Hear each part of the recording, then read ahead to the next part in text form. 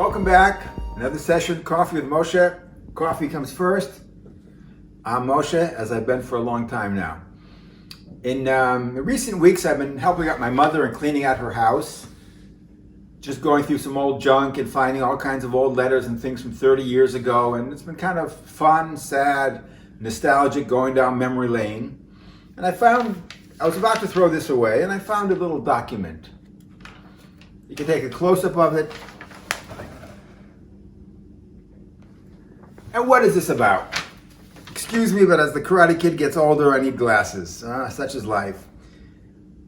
Okay, the date is 11/19/86. That means November 19th, 1986.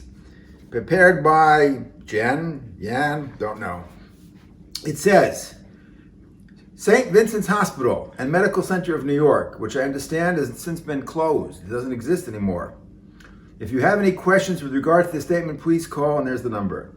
Bill 2, Katz Moshe, 1642 41st Street, Brooklyn, New York, 11218. Patient's name, Katz Moshe. What does it say here? Service, emergency room fee, only $95. X-ray, only $49. $140. How does that add up like that? 240? Not quite clear. Should be, was I overbilled? Wait a minute. No, I think they gave me a discount here. Okay.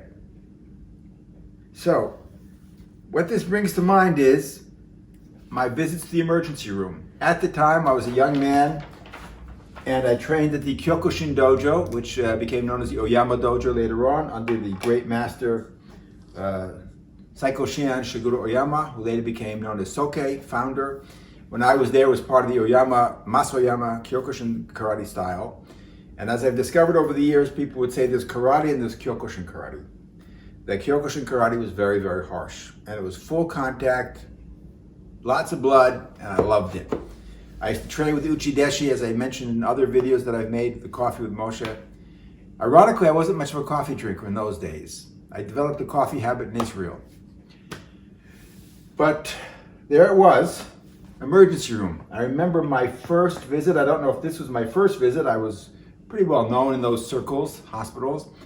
But I did a traditional not uchi-uki, Naragedan Barai.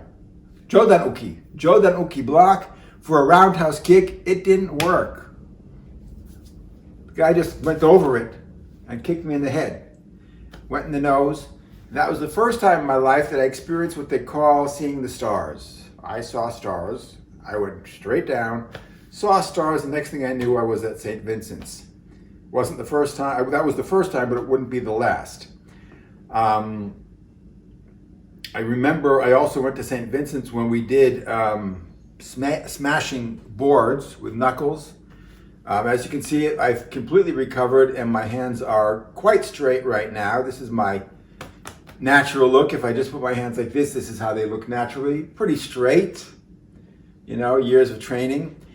So I would call up from the payphone at the hospital my manager. I used to work at, what was it called? Smith Barney, Portfolio Dynamics. I was analyzing stocks. So if you have any questions about investments, call me.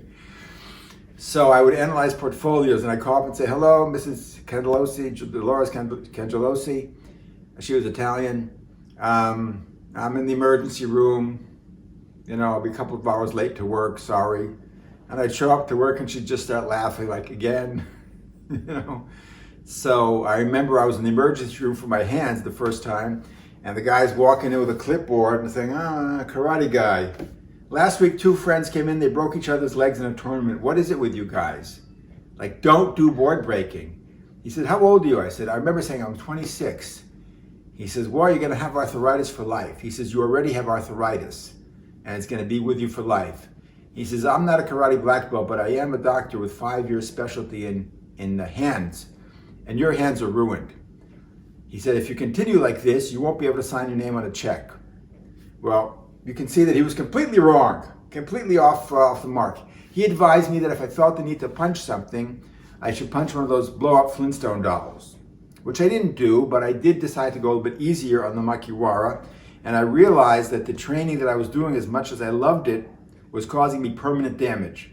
And I do have quite a bit of permanent damage. I know I'm a great looking guy, but beyond what you see, there's a lot of damage which was caused over the years by the harsh training.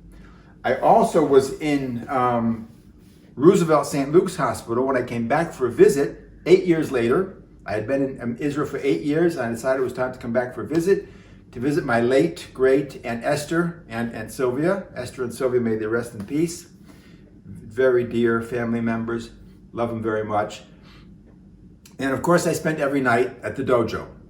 And one night we had a round robin series of fighting, and I got punched in the head by I think it was the champion from Poland or something, some full contact champion. I kicked him in the leg and he punched me in the head.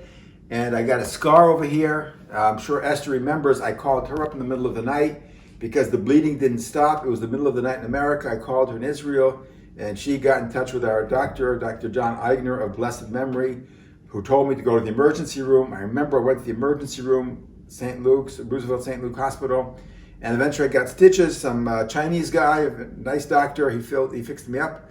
And you can't see. If you look very closely, you can see there was a scar there, but it's healed beautifully. So I've had my share of visits to emergency rooms in the United States and in Israel, where I trained with the Taigil, who I dare say was the toughest training available in Israel, certainly at the time. Full contact, hard hitting.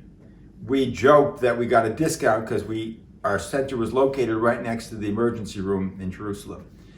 Now all this goes down to a point that I'm trying to make here. We welcome questions with IKI. We have an online program, which if you're not aware of, you should be aware of it. Go to our website, YourKravMagaExpert.com. No, something like that, whatever. I think your-KravMagaExpert.com, look me up. It's a great program, and we send out videos 6 days a week, every day except Saturday, the Sabbath. We send out daily videos, and we encourage questions. We're very open-minded to questions, and I'll answer any question you say.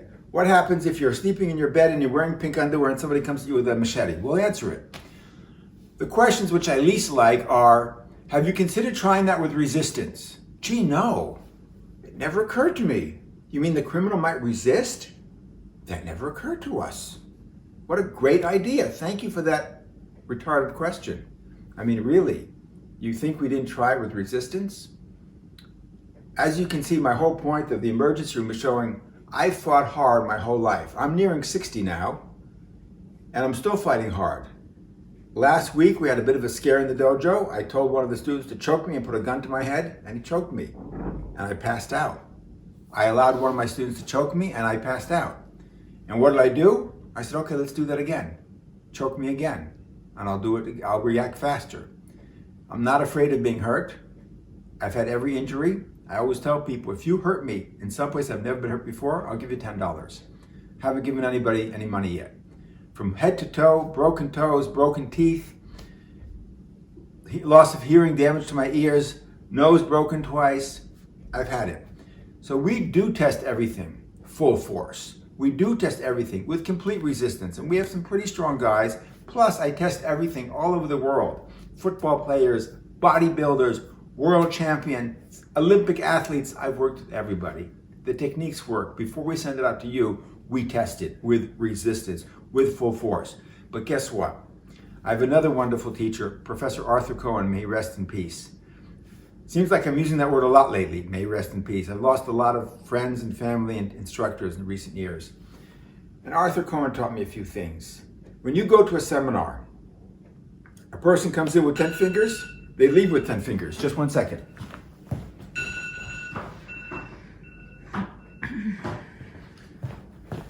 That was my alarm clock. Just gonna end with this message from Arthur Cohen, may he rest in peace. He said, people come in with 10 fingers, they leave with 10 fingers. They come in with 2 eyes, they leave with 2 eyes. You don't hurt people at a seminar. These aren't your students. You don't go full force at a seminar. You have a responsibility towards these people. Leave the tough guy nonsense at home. We test everything at home full force. We don't do it at a seminar. A seminar you come to learn. You don't come to get hurt. I have no right, if you invite me to Belgium, to Switzerland, to Italy for a seminar, I have no right to come in there and hurt your students. You want to train harder? Come to Israel and be part of my staff over here.